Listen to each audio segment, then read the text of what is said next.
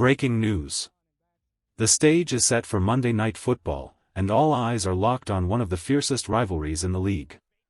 The Las Vegas Raiders are ready to collide with the Los Angeles Chargers in what promises to be a high-voltage showdown.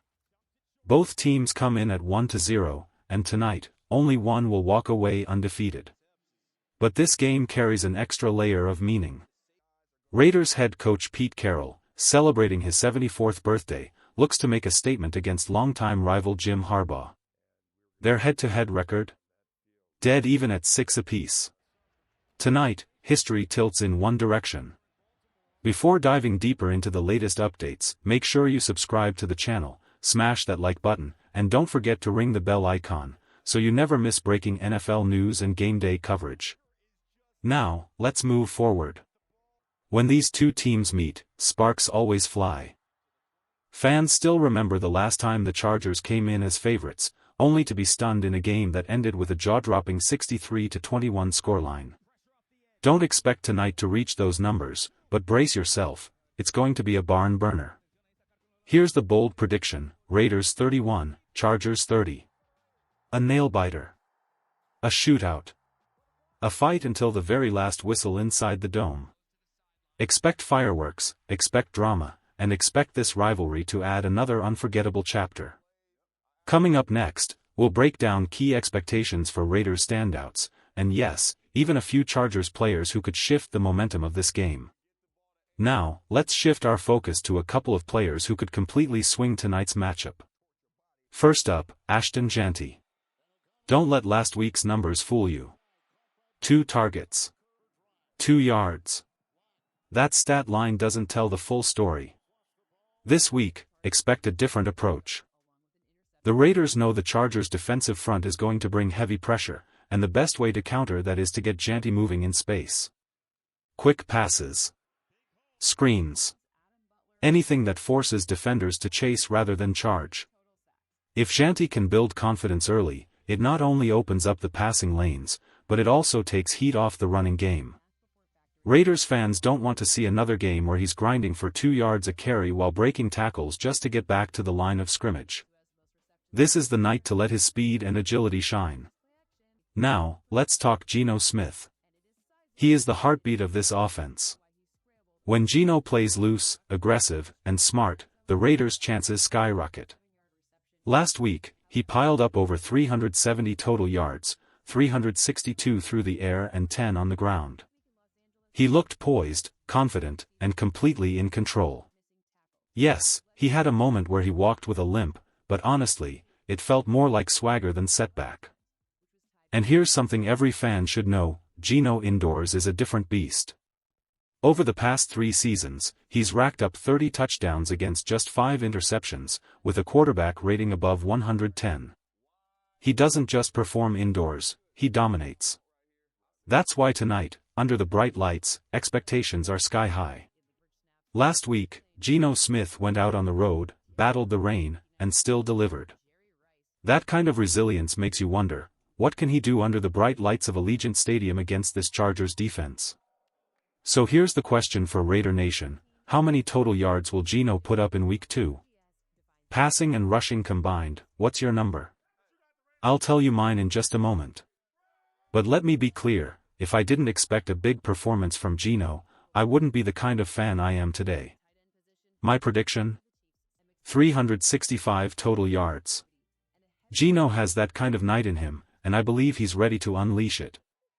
Now, let's pivot to another crucial piece of the Raiders' offense, Jacobe Meyers. Don't overlook this man. In Week 1, he was targeted 10 times, caught 8 passes, and racked up 97 yards. That's consistency. And here's the kicker: in his last 8 games, Meyers has surpassed 57 receiving yards in 7 of them. That's not luck, that's reliability. With Brock Bowers managing a knee issue, Meyers becomes even more important to the game plan. Expect him to be featured heavily, especially on 3rd downs where his route running and hands give the Raiders a major edge. And here's the bottom line: if Meyers is getting fed early and often, this offense opens wide up. Pair that with Gino's rhythm, and you've got the makings of a shootout at Allegiant Stadium. Now let's talk about a player who rarely gets the spotlight he truly deserves, Carlson. When you think of offensive weapons, your mind usually goes to quarterbacks, wide receivers, or running backs. But in games like this, tight, high-pressure divisional matchups, it often comes down to the kicker. Carlson has been nothing short of automatic at Allegiant Stadium, and history shows he thrives against the Chargers. In his last 5 home games versus Los Angeles, Carlson has converted 11 of 12 field goals, an incredible 91.6% success rate. Add in a perfect record on extra points, and you start to see just how reliable he's been. Raiders fans don't forget moments like the timeout heard around the world years back, when a single kick changed the outcome of a season. Carlson has that same kind of ice in his veins presence every time he steps onto the field. Here's the bottom line: if this game turns into a shootout, the Raiders will need every extra point. If it turns into a grind, they'll lean on field goals. Either way, Carlson's leg could be the difference between victory and heartbreak. And while we're talking impact players, it's only right to look across the field at a man who has been the heartbeat of the Chargers' passing attack for years, Keenan Allen. Some of you might be wondering, why bring up a Chargers player on a Raiders show? Simple: you can't fully understand this matchup without looking at the threats on the other side.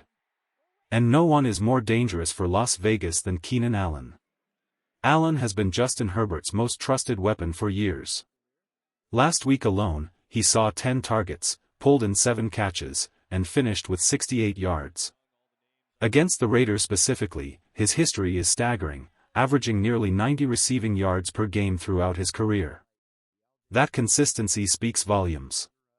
Here's the concern: the Raiders' defense looked strong last week, no doubt. But the nickel position remains a question mark, and Allen thrives in those areas of the field. He's a safety blanket for Herbert, and unless the Raiders' secondary tightens up, Allen could rack up another big night in Allegiant Stadium. And speaking of Herbert, let's talk turnovers. He doesn't throw many against the Raiders, just 2 interceptions in 9 career games. But here's something worth noting: both of those picks came in his very first matchups against new head coaches. One against Josh McDaniels. Another against Antonio Pierce. Now, it's Pete Carroll's turn. Could history repeat itself? Add in the fact that Allegiant will be rocking with a sea of silver and black, loud, hostile, and 86% Raiders fans. It's the perfect storm for a costly mistake. If the defense can apply pressure, disguise coverages, and force Herbert into even one bad throw, that could be the turning point of the game. And let's not forget, tonight isn't just about football. It's also about celebrating Pete Carroll's 74th birthday. Raiders Nation is ready, the stadium will be electric, and there's no better gift for the head coach than walking out with a win.